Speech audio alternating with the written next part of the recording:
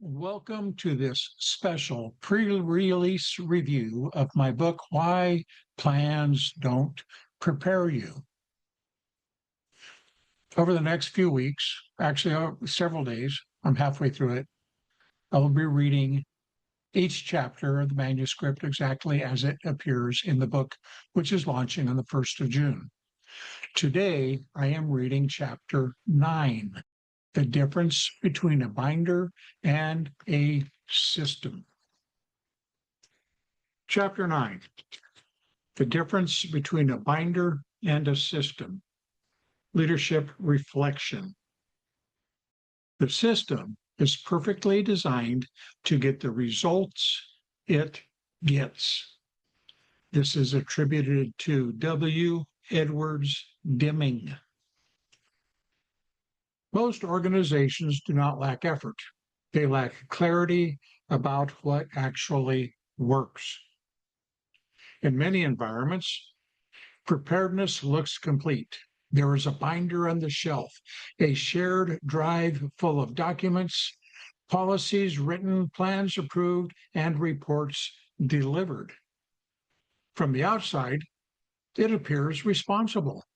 That appearance creates a quiet assumption that the organization is prepared. When pressure arrives, that assumption is tested. In that moment, something becomes clear. There is a difference between what exists and what works. That difference is the gap between a binder and a system. A binder is not useless. At its best, it holds valuable information such as contact lists, procedures, vendor details, recovery steps, and roles and responsibility. And that information matters. But information stored is not capability proven.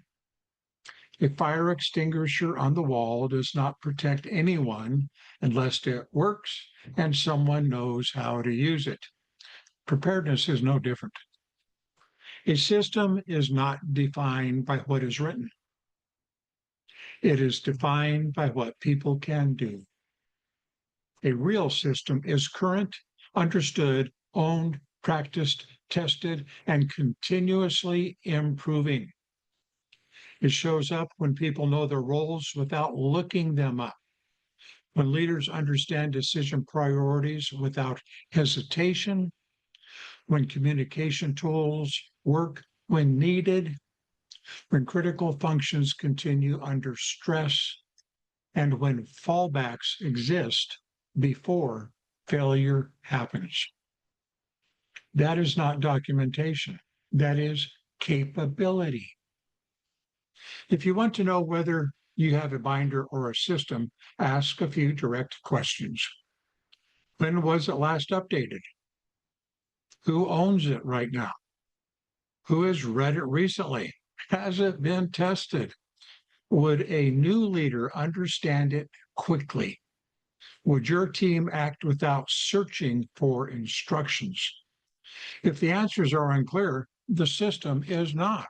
Leaders often settle for binders because binders feel complete. They can be seen, presented, and checked off. They signal responsibility. Systems require something more: conversations, training, ownership, repetition, and follow through. Binders are easy to finish. Systems are harder to fake. When disruption hits, a binder creates hesitation. People ask, where is it? Which version is correct? Who is leading?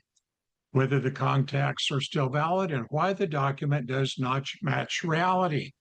That's a good one. Why doesn't that document match reality? Time is lost, and under pressure, time is everything. A system creates something different. It creates movement. People act immediately. Leaders make decisions quickly. Communications flow, and fallbacks activate. The work is already done before the moment required it.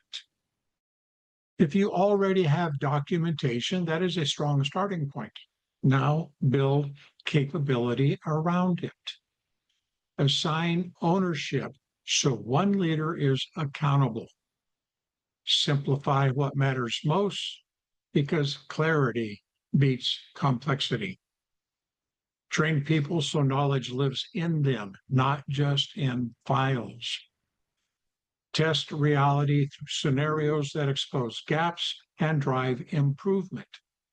Review regularly because what is not maintained will decay.